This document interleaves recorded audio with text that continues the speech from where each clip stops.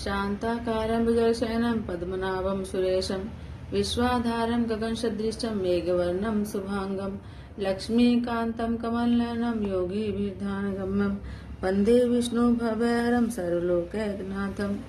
बोले श्री कृष्णचंद्र भगवान की जय। श्री कृष्ण गोविंद हरे मुरारी, हे नाथ नारायण वासुदेव। श्री कृष्ण गोविंद हरे मुरारी, हे नाथ नारायण वासुदेव। हे नाथ नारायण वासुदेव, हे नाथ नारायण वासुदेव, हे नाथ नारायण वासुदेव, हे नाथ नारायण वासुदेव। श्री कृष्ण गोविंद हरे मुरारी, हे नाथ नारायण वासुदेव। श्री कृष्ण गोविंद हरे मुरारी, हे नाथ नारायण वासुदेव।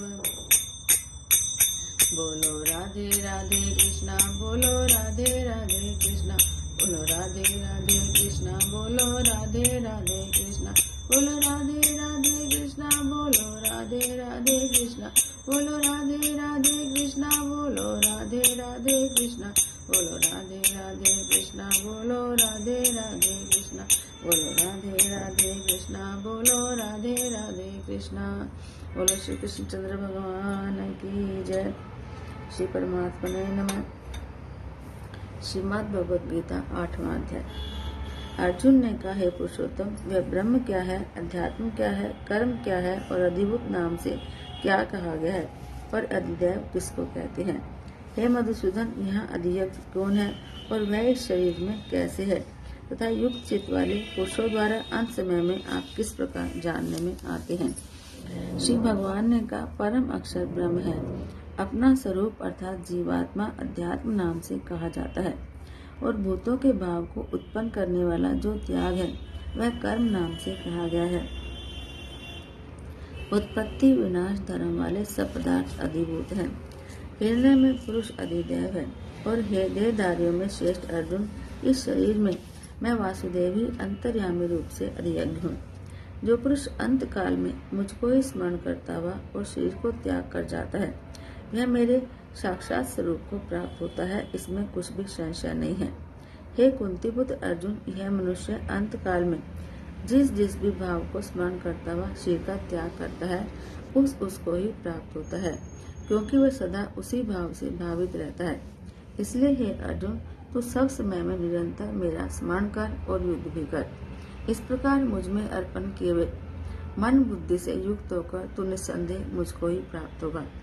हे पार्थ, यह नियम है कि परमेश्वर के ध्यान के अभ्यास रूप योग से युक्त दूसरी ओर न जाने वाले चित्त से निरंतर चिंतन करता हुआ मनुष्य परम प्रकाश रूप दिव्य पुरुष को अर्थात परमेश्वर को ही प्राप्त होता है। जो पुरुष सर्वज्ञ, अनादि, सबके नियंता, सूक्ष्म से भी अति सूक्ष्म, सबके धारण पोषण करने वाले अचिंत्य स्वरूप सूर्य के सदृश नित्य चेतन प्रकाश रूप और अविद्या से अति परे शुद्ध सच्चिदानंद घन परमेश्वर का स्मरण करता है, वह भक्ति युक्त पुरुष अंत काल में भी योग बल से मृत्यु के मध्य में प्राण को अच्छी प्रकार स्थापित करके फिर निश्चल मन से स्मरण करता हुआ उस दिव्य रूप परम पुरुष परमात्मा को ही प्राप्त होता है। वेद के जानने वाले विद्वान जिस सच्चिदानंद घन रूप परम पद को अविनाशी कहते हैं, आसक्ति रहित यत्नशील सन्यासी महात्मा जन जिसमें प्रवेश करते हैं, और जिस परम पद को चाहने वाले ब्रह्मचारी लोग ब्रह्मचर्य का आचरण करते हैं, उस परम पद को मैं तेरे लिए संक्षेप से कहूँगा। सब इंद्रियों के द्वारों को रोककर और मन को हृदय में स्थिर करके फिर उस जीते हुए मन के द्वारा प्राण को मस्तक में स्थापित करके परमात्मा संबंधी योग धारणा में स्थित होकर जो पुरुष ओम इस एक अक्षर रूप ब्रह्म को उच्चारण करता हुआ और उसके अर्थ स्वरूप मुझ निर्गुण ब्रह्म का चिंतन करता हुआ शरीर को त्याग कर जाता है, वह पुरुष परम गति को प्राप्त होता है। हे अर्जुन, जो पुरुष मुझ में अनन्यचित होकर सदा ही निरंतर मुझ पुरुषोत्तम को स्मरण करता है, उस नित्य निरंतर मुझ में मुक्त हुए योगी के लिए मैं सुलभ हूँ, अर्थात उसे सहज ही प्राप्त हो जाता हूँ। परम सिद्धि को प्राप्त महात्मा जन मुझको प्राप्त होकर दुखों के घर और क्षण भंगुर पुनर्जन्म को नहीं प्राप्त होते। हे अर्जुन, ब्रह्मलोक पर्यंत सब लोग अब पुनरावर्ती हैं, परंतु हे कुंती पुत्र, मुझको प्राप्त होकर पुनर्जन्म नहीं होता, क्योंकि मैं कालातीत हूँ और मैं सब ब्रह्मादि के लोग काल के द्वारा सीमित होने से अनित्य हैं। ब्रह्मा का जो एक दिन है उसको 1000 चतुर्युगी तक की अवधि वाला और रात्रि को भी 1000 चतुर्युगी तक की अवधि वाले जो पुरुष तत्व से जानते हैं, वे योगीजन काल के तत्व को नहीं जानने वाले हैं। संपूर्ण चराचर भूतगण ब्रह्मा के दिन के प्रवेश काल में अव्यक्त से अर्थात ब्रह्मा के सूक्ष्म शरीर से उत्पन्न होते हैं और ब्रह्मा की रात्रि के प्रवेश काल में उस अव्यक्त नामक ब्रह्म के सूक्ष्म शरीर में ही लीन हो जाते हैं। हे पार्थ, वही यह भूत समुदाय उत्पन्न होकर प्रकृति के वश में हुआ रात्रि के प्रवेश काल में लीन होता है और दिन के प्रवेश काल में फिर उत्पन्न होता है।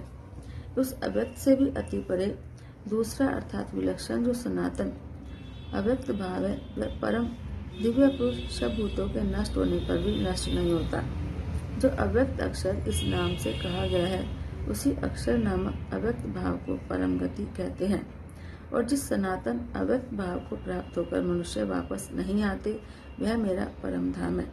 हे पार्थ, जिस परमात्मा के अंतर्गत सर्वभूत है और जिस सच्चिदानंद घन परमात्मा से समस्त जगत परिपूर्ण है, वह सनातन अव्यक्त परम पुरुष तो अनन्य भक्ति से ही प्राप्त होने योग्य है। हे अर्जुन, जिस काल में शरीर त्याग कर गए वे योगीजन तो वापस न लौटने वाली गति को और जिस काल में गए वे वापस लौटने वाली गति को प्राप्त होते हैं, उस काल को अर्थात दोनों मार्गों को कहूँगा। जिस मार्ग में ज्योतिर्मय अग्नि अभिमानी देवता है, दिन का अभिमानी देवता है, शुक्ल पक्ष का अभिमानी देवता है और उत्तरायण के 6 महीनों का अभिमानी देवता है, उस मार्ग में मरकर गए वे ब्रह्मवेता योगीजन उपयुक्त देवताओं द्वारा क्रम से ले जाए जाकर ब्रह्म को प्राप्त होते हैं। जिस मार्ग में धूमाभिमानी देवता है, रात्रि अभिमानी देवता है और कृष्ण पक्ष का अभिमानी देवता है और दक्षिणायन के 6 महीनों का अभिमानी देवता है, उस मार्ग में मरकर गया हुआ काम कर्म करने वाला योगी उपयुक्त देवताओं द्वारा क्रम से ले गया हुआ चंद्रमा की ज्योति को प्राप्त होकर स्वर्ग में अपने शुभ कर्मों का फल भोग कर वापस आता है। क्योंकि जगत के ये 2 प्रकार के शुक्ल और कृष्ण अर्थात देवयान और पितृयान मार्ग सनातन माने गए हैं। इनमें एक के द्वारा गया हुआ जिससे वापस नहीं लौटना पड़ता, उस परम गति को प्राप्त होता है और दूसरे के द्वारा गया हुआ फिर वापस आता है अर्थात जन्म मृत्यु को प्राप्त होता है। हे पार्थ, इस प्रकार इन दोनों मार्गों को तत्व से जानकर कोई भी योगी मोहित नहीं होता। इस कारण हे अर्जुन, तू सब काल में समबुद्धि रूप योग से युक्त हो और निरंतर मेरी प्राप्ति के लिए साधन करने वाला हो। योगी पुरुष इस रहस्य को तत्व से जानकर वेदों के पढ़ने में यज्ञ तप और दानादि के करने में जो पुण्य फल कहा है, उन सबको निसंदेह उल्लंघन कर जाता है। बोलो श्री कृष्णचंद्र भगवान की जय। श्रीमद् भगवद गीता के 8वें अध्याय का महत्व। भगवान शिव कहते हैं, देवी अब 8वें अध्याय का महत्व सुनो। उसके सुनने से तुम्हें बड़ी प्रसन्नता होगी। लक्ष्मी जी के पूछने पर भगवान विष्णु ने उन्हें इस प्रकार 8वें अध्याय का महत्व बतलाया था। दक्षिण में आमर्दकपुर नामक एक प्रसिद्ध नगर है। वहाँ भाव शर्मा नामक एक ब्राह्मण रहता था, जिसने वेश्या को पत्नी बना रखा था। वह मांस खाता, मदिरा पीता, शेष पुरुषों का धन चुराता, पराई स्त्री से व्यभिचार करता और शिकार खेलने में दिलचस्पी रखता था। वह बड़े भयानक स्वभाव का था और मन में बड़े बड़े हौसले रखता था। एक दिन मदिरा पीने वालों का समाज जुटा था। उसमें भाव शर्मा ने भरपेट ताड़ी पी और खूब गले तक उसे चढ़ाया। अतः अजीर्ण से अत्यंत पीड़ित होकर वह पापात्मा कालवश मर गया और बहुत बड़ा ताड़ का वृक्ष हुआ। उसकी पत्नी उसकी धनी और ठंडी छाया का आश्रय लेकर ब्रह्म राक्षस भाव को प्राप्त हुए। कोई पति पत्नी वहाँ पर रहते थे। उसके पूर्व जन्म की घटना इस प्रकार है। एक कुशिबल नाम का ब्राह्मण था, जो वेद वेदांत के तत्वों का ज्ञाता, संपूर्ण शास्त्रों के अर्थ का विशेषज्ञ और सदाचारी था। उसकी स्त्री का नाम कुमति था। वह बड़े खोटे विचार की थी। वह ब्राह्मण विद्वान होने पर भी अत्यंत लोभवश अपनी स्त्री के साथ प्रतिदिन भैंस, कालपुरुष और घोड़े आदि बड़े दानों को ग्रहण किया करता था, परंतु दूसरे ब्राह्मणों को दान में मिली हुई कौड़ी भी नहीं देता था। वे ही दोनों पति पत्नी कालवश मृत्यु को प्राप्त होकर ब्रह्म राक्षस हुए। वे भूख और प्यास से पीड़ित हो इस पृथ्वी पर घूमते हुए उसी ताड़ वृक्ष के पास आए और उसके मूल भाग में विश्राम करने लगे। इसके बाद पत्नी ने पति से पूछा, हे नाथ, हम लोगों का यह महान दुख कैसे दूर होगा और इस ब्रह्म राक्षस होने से किस प्रकार हम दोनों की मुक्ति होगी? तो उस ब्राह्मण ने कहा कि ब्रह्म विद्या के उपदेश, अध्यात्म तत्व के विचार और कर्म विधि के ज्ञान बिना किस प्रकार संकट से छुटकारा मिल सकता है। यह सुनकर पत्नी ने पूछा कि तद्ब्रह्म किम अध्यात्म की किम कर्म पुरुषोत्तम। पुरुषोत्तम व ब्रह्म क्या है, अध्यात्म क्या है और कर्म कौन सा है? उसकी पत्नी के इतना कहते ही जो आश्चर्य की घटना घटित हुई उसको सुनो। उपयुक्त वाक्य गीता के 8वें अध्याय का आधा श्लोक था। उसके सुनने से वह वृक्ष उस समय ताड़ के रूप को त्याग कर भाव शर्मा नामक ब्राह्मण हो गया। तत्काल ज्ञान होने से विशुद्ध चित्त होकर वह पाप के चोले से मुक्त हो गया तथा उस आधे श्लोक के ही महात्म्य से वे पति पत्नी भी मुक्त हो गए। उनके मुख से दैवात ही 8वें अध्याय का आधा श्लोक निकल पड़ा था। फिर आकाश से एक दिव्य विमान आया और वे दोनों पति पत्नी उस विमान पर आरूढ़ होकर स्वर्ग लोक को चले गए।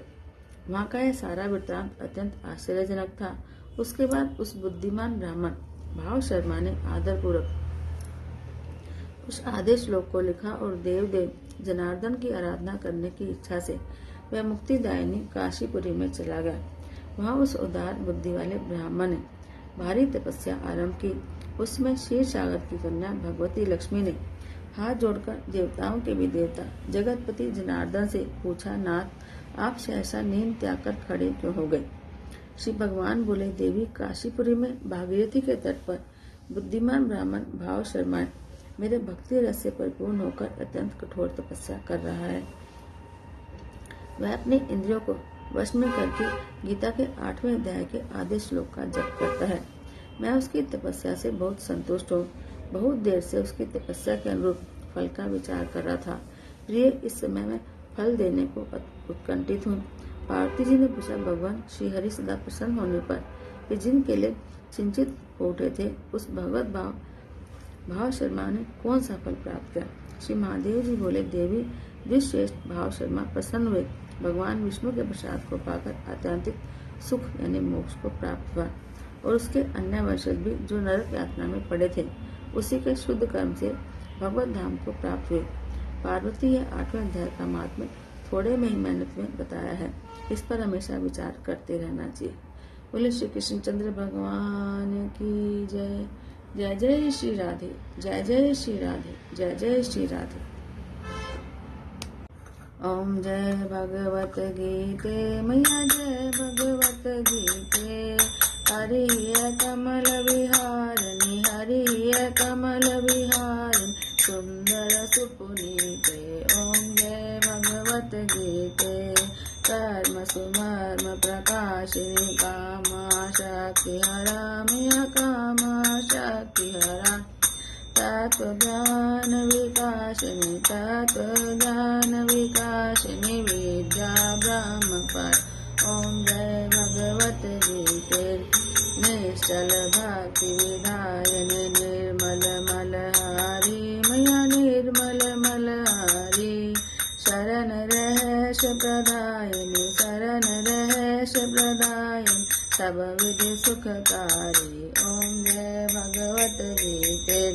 राग देश विदारिणी, कारिणी मोद सदा मैया, कारिणी मोद सदा। भव भयहारिणी तारिणी, भव भयहारिणी तारिणी, परमानंद प्रदा। ओम जय भगवत गीते। आसुर भाव विनाशिनी, नाशिनी तम रजनी मैया, नाशिनी तम रजनी। दैवी सद्गुणदायिनी, दैवी सद्गुणदायिनी, हरि रसिका सजनी। ओम जय भगवत गीते। समता त्याग सिखावनी, हरि मुख की वाणी मैया हरि मुख की वाणी। सकल शास्त्र की स्वामी, सकल शास्त्र की स्वामिनी, श्रुतियों की रानी। ओम जय भगवत गीते, दया सुधा बरसावनी। मातु कृपा कीजय मैया, मातु कृपा कीजय। हरिपद प्रेम दान कर, हरिपद प्रेम दान कर, अपनों कर लीज। ओम जय भगवत गीते। बोलो श्री कृष्णचंद्र भगवान की जय। जय जय श्री राधे, जय जय श्री राधे, जय जय श्री राधे।